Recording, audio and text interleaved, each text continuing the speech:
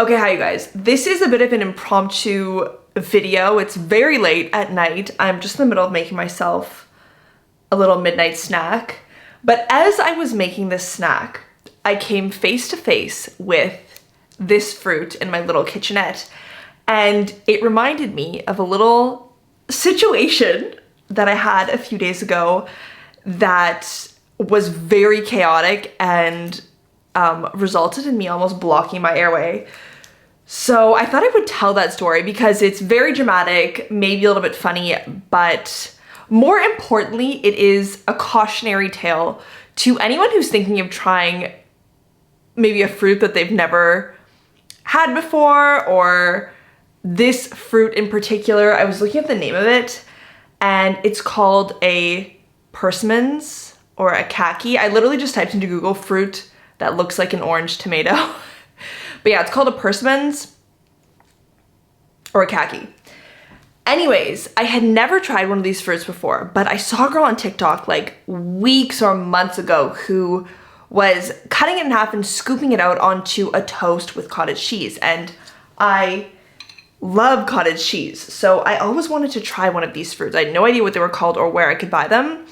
But then a few days ago, I was having dinner with George and Zidke. After dinner, they offered me this fruit to try as like a little dessert.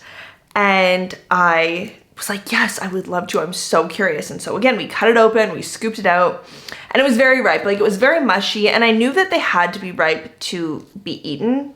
And I knew that ripe meant extremely mushy. Like, I think in this girl's TikTok, she mentioned that you have to eat them when they're super mushy. But yeah, I ate it and I loved it. And then a few days later, we were back in a grocery store and I saw them in the produce aisle and I was like, oh my gosh, I have to get a million of these. I love them. I could eat 6 a day. And George was like, oh my gosh, no worries. We have some more at home. We can just drop some off for you and like, it's all good. And so a few days later, they dropped off these persimmon fruits, and I was impatient.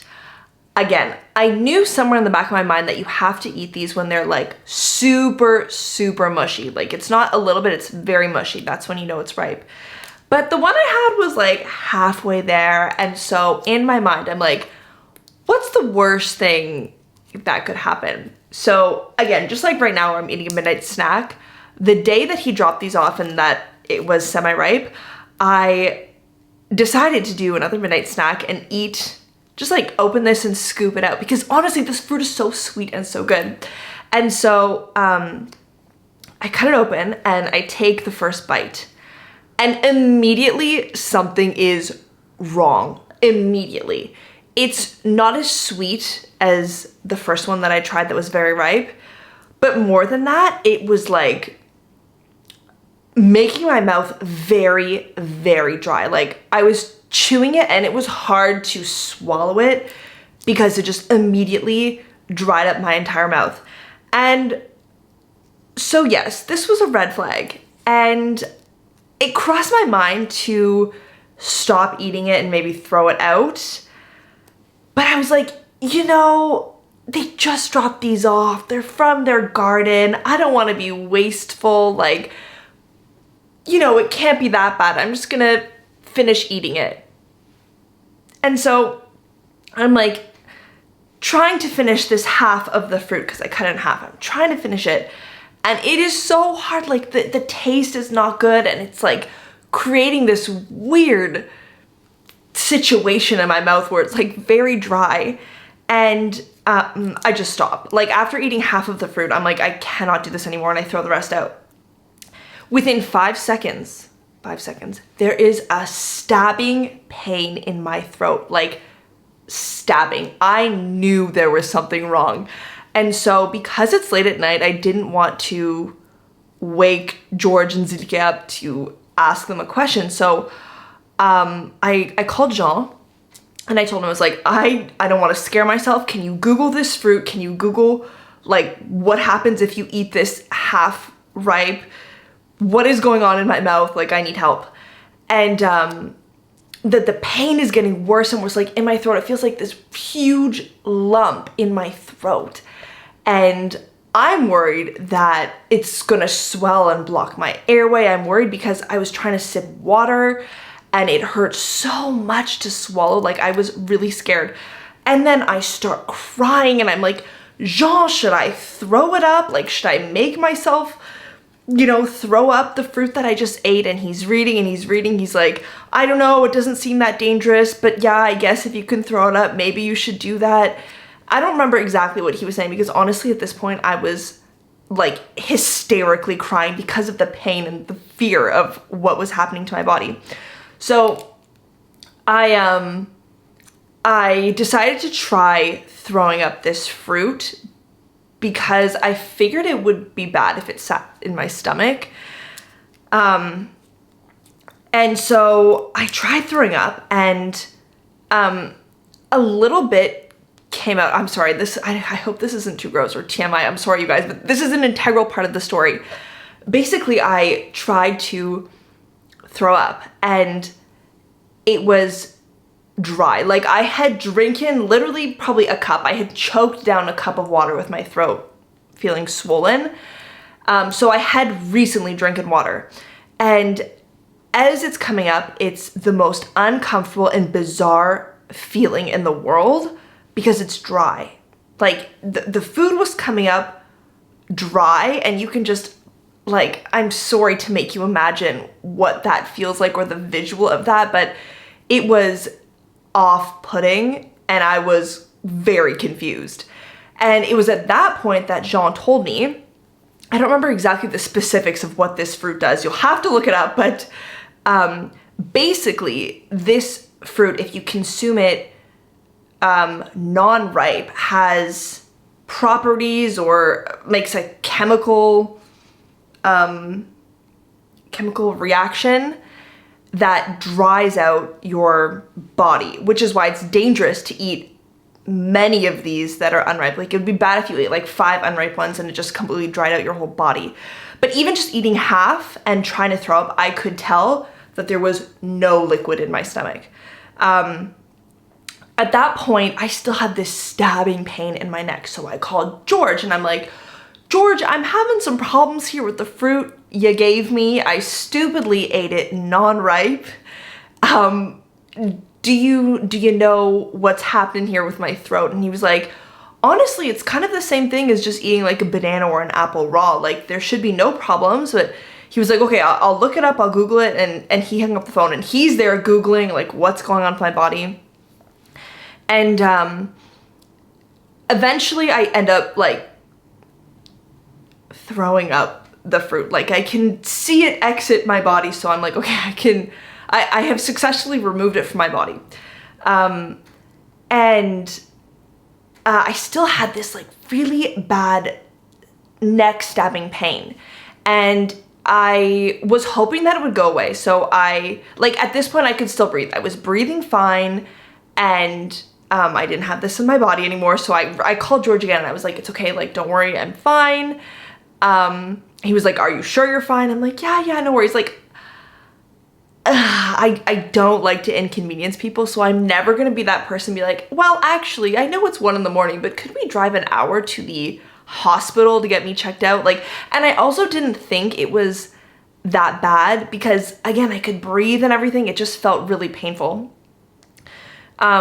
So I spent like hours on the phone with Jean because I was like, let's just be on the phone to pass some time and see if the pain goes away. The pain was not going away. So I set my alarm actually every 2 hours to wake myself up to, like, throughout the night to, I don't know, basically I wanted to reassure myself that the problem wasn't getting any worse. I didn't want to wake up in 8 hours and be like, oh, well, my entire throat is swollen. So yeah, I was waking myself up every 2 hours throughout the entire night. And every time I would wake up, I would swallow and just hope that the pain was gone. And no, it was the same level of stabbing pain. And then I talked to my mom, and again, I talked to Jean, and everyone was like, please go to a doctor, go to a doctor. But again, I did not want to inconvenience anyone. We're in a small village, so like to ask someone to drive me to the hospital I just didn't want to ask someone to do that. And it's not like George or Zidke or people in the village would not help me. Like 1,000% they would, but it was my own complex. Like I didn't want to bother anyone, and I didn't think it was severe. Like I really just thought it would go away. But the next day, actually, George and I were filming the tzatziki recipe and the olive oil tasting video. So if you see those on my channel, because when I was watching them back and editing them, I'm like, Arielle, you look like a miserable Grinch. And so if you see those videos and you're like, why does Arielle look just completely out of it and like not talkative, please note that during those videos, my throat was in so much pain. Eating and drinking was just like horrific. My main focus was like, don't make an awful face in the video. Like, you can do it, Arielle. And so yeah, I really was like, okay, let's give it 24 hours. Let's see if things get better. And by the end of that day, things had not gotten better. It was the exact same stabbing pain. And to me, that's like a little bit worrisome. You know, like if after an entire day, you feel equally as worse as when the incident happened, you probably need to see a doctor. So I told George, I was like, you know, like it's not urgent, but maybe I could go see a doctor, like just to check it out. He was like, yes, absolutely. I have the name of a doctor. I know a really great throat doctor. He could definitely check you out. No problem. I will call and schedule that for you first thing in the morning. And also, I just want to mention that when I ate this fruit, it was Saturday night. So when I was going through all these, oh no, sorry, Saturday or Sunday? Yes, okay, it was Saturday night that I ate it, and then it was Sunday when it was like the 24 hours after.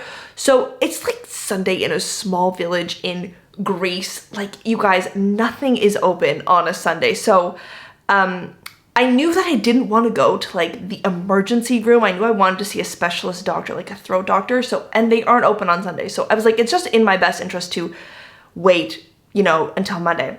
So George called the doctor very first thing in the morning. He booked me an appointment. And I still, this was 36 hours after, and I was still feeling horrific. Like I'm sure if you guys have ever had like that feeling in your throat of a lump, you know how painful it is to swallow and to eat and to drink water.